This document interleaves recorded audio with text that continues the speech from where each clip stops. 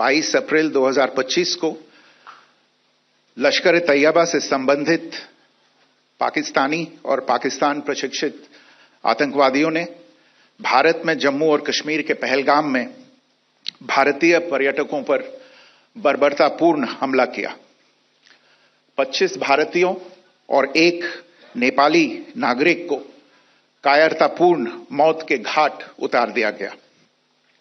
मुंबई के 26 नवंबर 2008 के हमलों के बाद यह भारत में हुई किसी आतंकवादी हमले में मारे गए आम नागरिकों की संख्या की दृष्टि से सबसे गंभीर घटना है।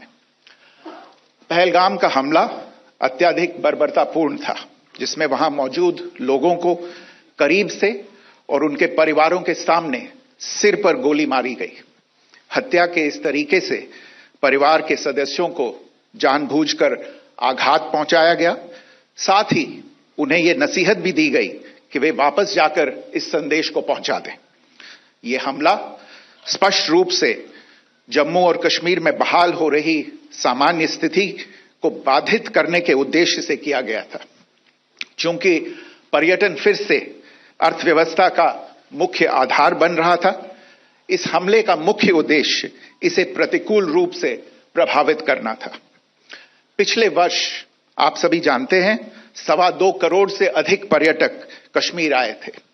इस हमले का मुख्य उद्देश्य इसलिए संभवतः यह था कि इस संघ राज्य क्षेत्र में विकास और प्रगति को नुकसान पहुंचाकर इसे पिछड़ा बनाए रखा जाए और पाकिस्तान से लगातार होने वाले सीमा पार आतंकवाद के लिए उपजाऊ जमीन बनाने में सहायता की जाए।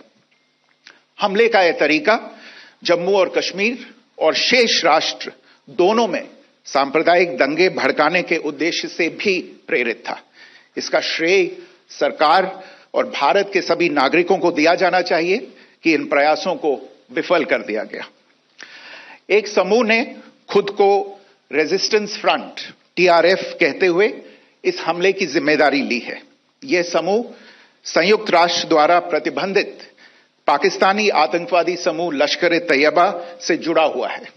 यह उल्लेखनीय है कि भारत ने मई और नवंबर 2024 में संयुक्त राष्ट्र की 1267 कमेटी की सैंक्शंस मॉनिटरिंग टीम को अर्धवार्षिक रिपोर्ट प्रस्तुत की थी, जिसमें टीआरएफ के बारे में साफ इनपुट दिए गए थे। इससे पाकिस्तान स्थित आतंकवादी समूहों के लिए कवर के रूप में टीआरएफ की भूमिका सामने आई थी।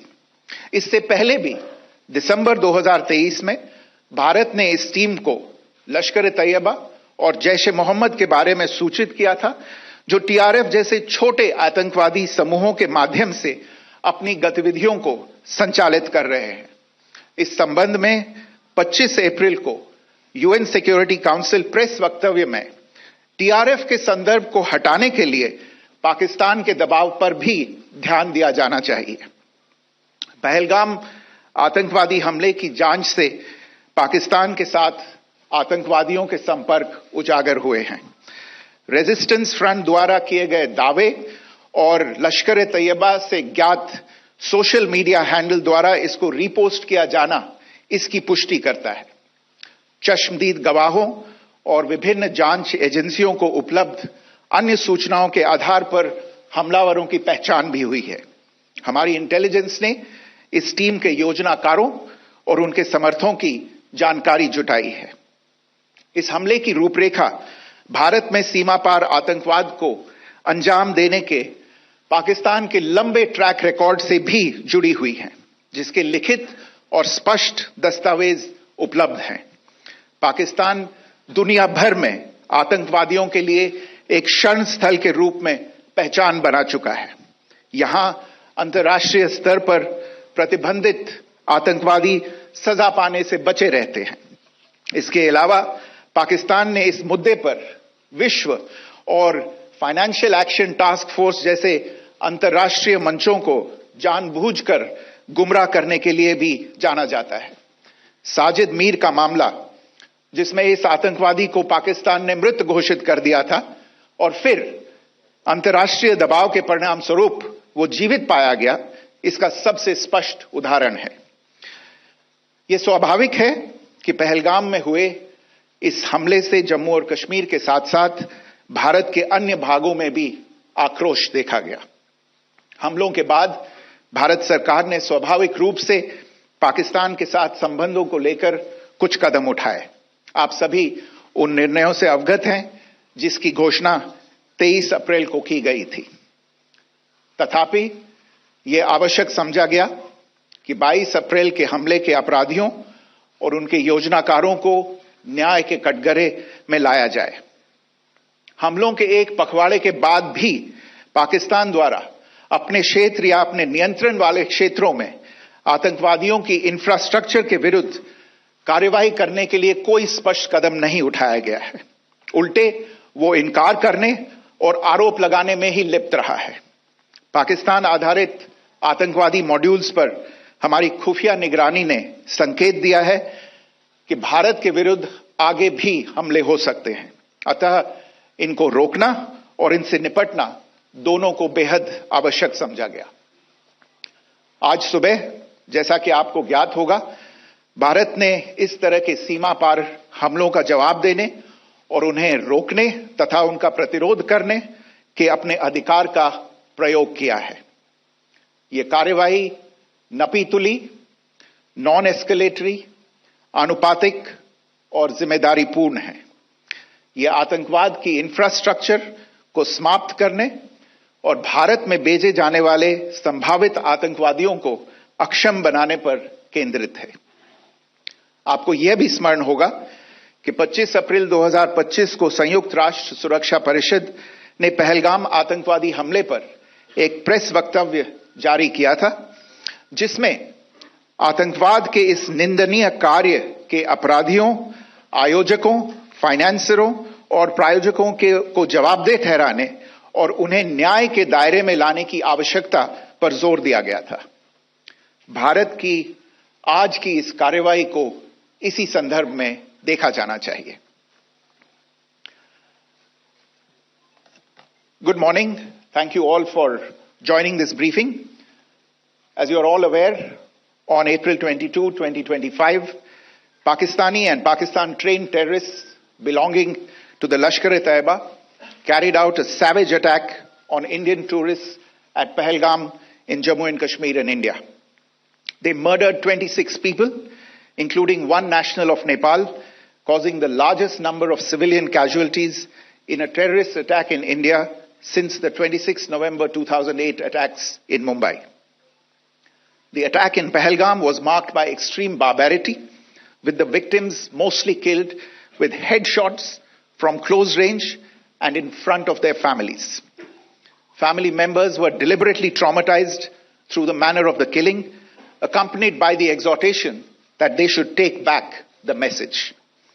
The attack was clearly driven by the objective of undermining the normalcy returning to Jammu and Kashmir. In particular, it was designed to impact the mainstay of the economy, tourism, with a record 23 million tourists visiting the valley last year.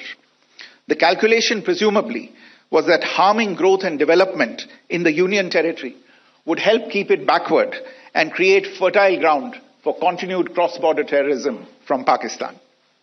The manner of the attack was also driven by an objective of provoking communal discord, both in Jammu and Kashmir and the rest of the nation.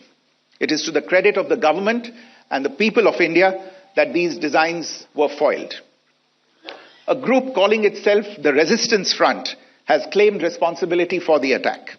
This group is a front for the UN-proscribed Pakistani terrorist group Lashkar-e-Taiba. It is notable that India had given inputs about the TRF in the half-yearly report to the monitoring team of the UN's 1267 Sanctions Committee in May and November 2024, bringing out its role as a cover for Pakistan-based terrorist groups. Earlier too, in December 2023, India had informed the monitoring team about Lashkar and Jaish-e-Mohammed operating through small terror groups such as the TRF. Pakistan's pressure to remove references to TRF in the April 25 UN Security Council press statement is notable in this regard. Investigations into the Pahalgam terror attack have brought out the communication notes of terrorists in and to Pakistan, the claims made by the resistance front and their reposting by known social media handles of the Lashkar-e-Taiba speak for themselves. Identification of the attackers based on eyewitness accounts as well as other information available to law enforcement agencies has also progressed. Our intelligence has developed an accurate picture of the planners and backers of this team. The features of this attack also tie in with Pakistan's long track record of perpetrating cross-border terrorism in India, which is well documented and beyond question. Pakistan also has a well-deserved reputation as a haven for terrorists from around the world, with internationally proscribed terrorists enjoying impunity there.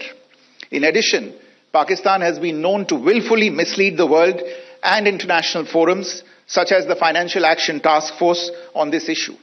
The Sajid Mir case, in which this terrorist was declared dead and then, in response to international pressure, brought back to life, found alive and arrested, is the most glaring example. The latest attack in Pahalgam has understandably generated deep anger in Jammu and Kashmir and in other parts of India. Following the attacks, the government of India naturally responded with a set of initial measures relating to our engagement with Pakistan. You're all aware of the decisions that were announced on the 23rd of April. However, it was deemed essential that the perpetrators and planners of the 22nd April attack be brought to justice. Despite a fortnight having passed since the attacks, there has been no demonstrable step from Pakistan to take action against the terrorist infrastructure on its territory or on territory under its control. Instead, all it has indulged in are denials and allegations. Our intelligence monitoring of Pakistan-based terrorist modules indicated that further attacks against India were impending. There was thus a compulsion both to deter and to preempt. Earlier this morning, as you would be aware, India exercised its right to respond and preempt as well as deter more such cross-border attacks.